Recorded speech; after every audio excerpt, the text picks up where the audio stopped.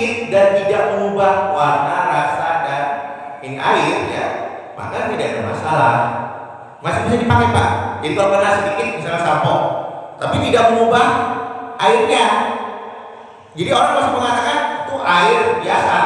Tapi kalau misalnya semua samponya masuk, ya, semua samponya masuk dan mengubah warna dari bak air kita, pasti kita sudah menyatakan ini bukan air lagi, ini air sampo, gitu kan? Ini air sabun, kalau kena sabun, ya kan? Makanya dikatakan tidak bisa digunakan untuk bersuci, gitu loh. Termasuk kita sedang mandi itu Pak, bukan kita langsung pakai sampo atau kita pakai sabun mandi, harus pakai air biasa dulu. Setelah selesai baru kita sampoan. Ini kesalahan orang langsung sampoan, nggak boleh pada dalam mazhab Syafi'i. Itu airnya nggak sah, nggak bisa digunakan. Nah ini penting Pak memahami kata air ini. Nah air yang tadi dikatakan disebut dengan air mutlak kalau belum terkena campuran yang lain. Kalau air sedikit ya Pak, makanya hati-hati. Terus jangan sampai juga Pak, ini kita ajarkan kepada anak-anak kita, ya anak-anak kita, terus kita juga sendiri. Kalau misalnya kita punya ember kedudukan segini Pak, kemudian ada anak kita yang cowok kencingnya berdiri. Nah, kencingnya berdiri. Nah, dipastikan itu Pak, kalau misalnya kencing berdiri itu muncratnya tinggi Pak. Kita pernah coba nggak? Pernah coba ya? Pernah lah, mesti nggak pernah coba. Ketika kita pipis kencing berdiri sambil berdiri ya Pak, maka muncratnya itu sampai ke paha kita, benar nggak? Sampai ke paha kita. Nah, apabila ada ember di situ Pak, masuk nggak ke dalam ember? Terkena najis nggak? Nah, air sedikit, setitik ya, terkena najis walaupun nggak kelihatan, itu dihukumi najis.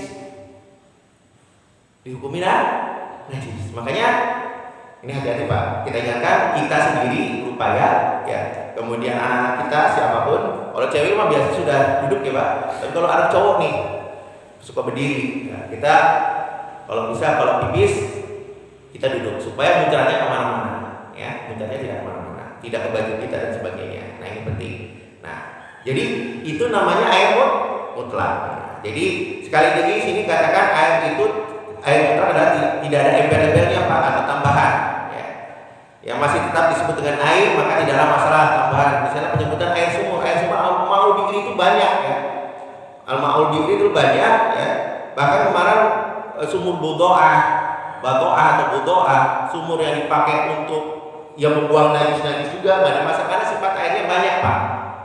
Ingat sifat air banyak tidak menajiskan apapun. Ya, air laut mau dikasih najis juga nggak ada masalah, masih tetap bisa untuk bersuci. Tapi kalau air sedikit kan ini beda. Kalau air sedikit, ya sekali lagi air tanpa embel-embel ya. Nah tujuan dari air mutlak inilah air yang bisa untuk menghilangkan hadas dan najis atau mengangkat hadas dan menghilangkan najis ya. Atau air yang semula awal penciptaan Pak. Nah, apa misalnya awal penciptaan air hujan, air yang turun dari langit. Nah, itu awal penciptaannya kan turun dari langit atau turun dari awan ya kalau kita ya.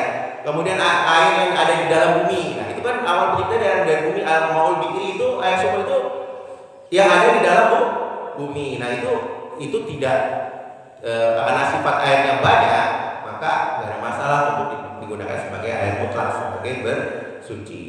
Paham ya? Jadi thahirun mutahhirun ghairu makruh huwa al-ma'ul mutlak. Jadi air suci juga mensucikan. Airnya sudah suci Pak, juga mensucikan dan bukan makruh. Ya, namanya ma'ul mutlak. Nah, gitu. Paham ya yang pertama ya, tentang yang pertama. Oke, yang kedua. Nah, thahirun mutahhirun ya, makruhu. Airnya suci juga mensucikan, tapi dihukumi makruh. Ya. Jadi air bisa digunakan apapun Pak, tapi makruh. Ya. Namanya air musammas, wa huwa ma'ul musammas. air yang dipanaskan. Air yang dipanaskan apa di Indonesia nggak ada nih Pak? Air yang dipanaskan di iklim gurun, iklim yang sangat panas sekali. Nah, wadahnya terbuat dari logam. Ingat ya, wadahnya terbuat dari logam, bukan dari apapun, tapi terbuat dari logam. Ini khusus Pak, terbuat dari logam. Nah, jadi di sini di dalam kitab dikatakan hadza wal ismus tsani, ini adalah pembagian kedua min aqsamil ma, dari pembagian air, wa huwa ma'un musammas, itu air yang dipanaskan sinar matahari. Wa huwa tahirun, bahwa sesungguhnya air ini adalah suci fi nafsihi, dalam zatnya, ya. Li'annahu lam yakun najasah, karena tidak mengandung najis. Ya, suci karena tidak mengandung najis.